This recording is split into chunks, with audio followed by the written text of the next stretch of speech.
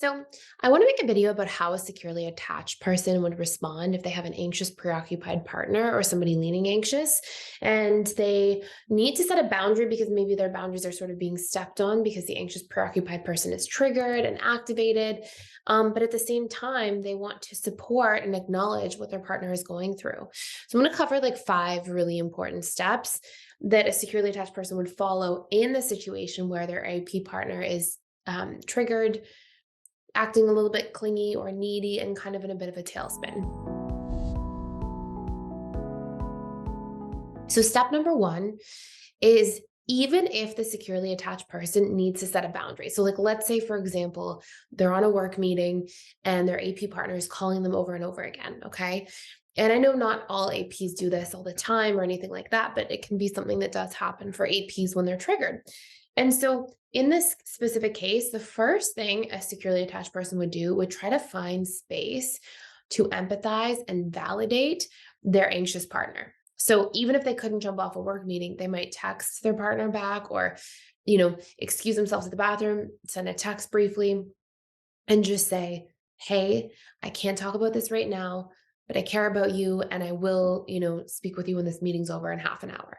And so if something was triggering that person, they would empathize with the person's situation to a degree strong enough that it would allow them to co-regulate, right? Change their behavior a little bit in order to assist the other person in regulating their emotional state. They're not responsible. They don't feel like, oh, I have to drop everything. I have to leave the work meeting. They're not overtaking responsibility, but they are able to do what they can that's reasonable to make a healthy concession or compromise in order to be there for their partner. So that step number one would be empathize and then behave in a way that allows for co-regulation would be step number two.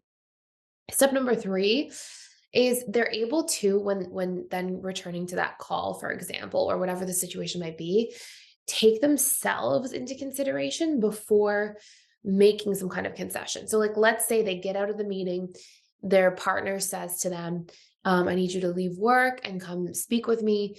The person isn't going to just say yes. The securely attached person won't just say yes. They'll take their circumstances into consideration to see what they can give that's both fair to themselves and a healthy compromise to their partner. Okay. So there's no like one or the other. There's no polarity. It's this ability to really consider what they're going through and what their partner is going through at the same time and find that healthy middle ground. There's two more steps after this, but if you want to do a way deeper dive into this, by the way, we have a course all about how to work through conflict. It's called the conflict communication course. It has like all these steps.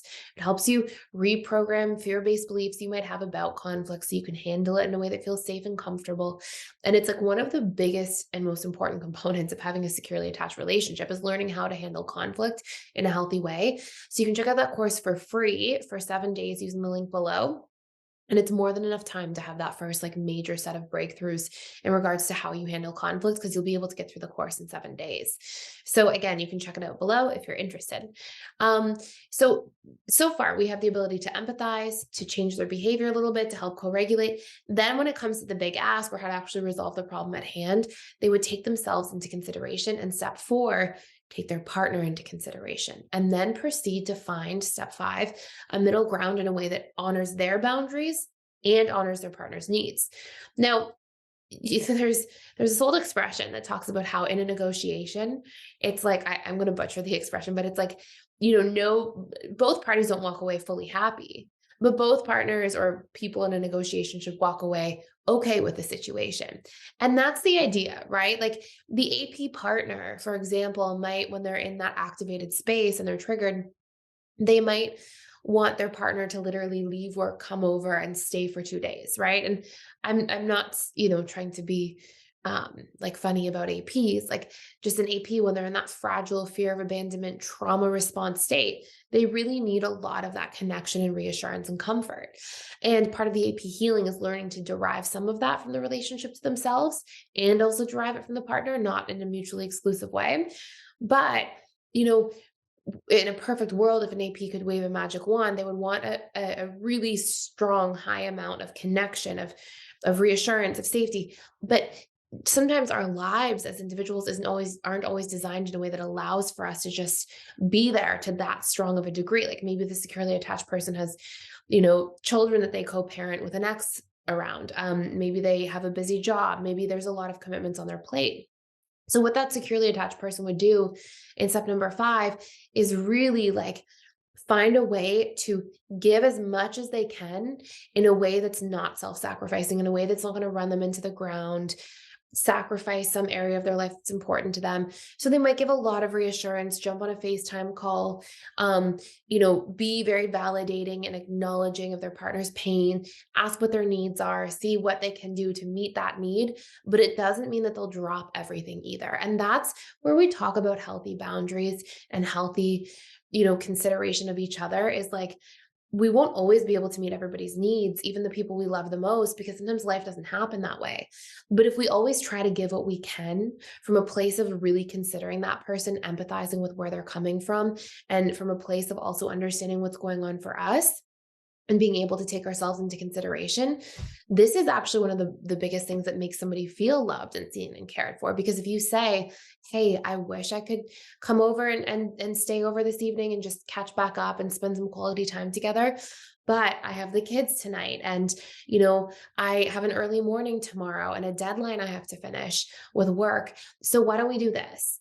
Why don't I, call you on my way home? We'll have a longer conversation when I'm driving home. Then when I pick up the kids, I'm going to spend some quality time with them. But before I go to bed, we'll jump on a FaceTime call and we'll make some great plans this weekend to get together. And it's this idea of like, hey, you can see that I care about you. I'm valuing and validating where you're coming from and what you're experiencing. And I'm giving what I can. And I'm happy to give that to support you. And it's coming from this like loving, caring place. It may not be all that you want, but sometimes just being on the receiving end of that, of hearing that person understand where you're coming from, validate your emotions, and put in an effort that is available to them given their circumstances, sometimes that's more than enough. And so, that's the idea of like how a securely attached person would deal with somebody who's feeling really anxious and triggered and be there for them without self-abandoning at the same time. And what I'll do is I'll make more content like this on YouTube because I get a lot of questions about like how would a secure person do this or do that. So if you have ideas below of how a secure person would XYZ, put them in the comments. I'll grab from them. I'll make some more YouTube videos about this. But hopefully that makes sense for this topic today. Also, if you're new to this channel, by the way, I make daily content on YouTube all about relationships, attachment styles, communication, the subconscious mind. And if you want to do a deep dive into any of the course content or anything that we do have that link below that you can check out for free for 7 days, any of our courses. And I hope you enjoyed this, and I will see you in future videos.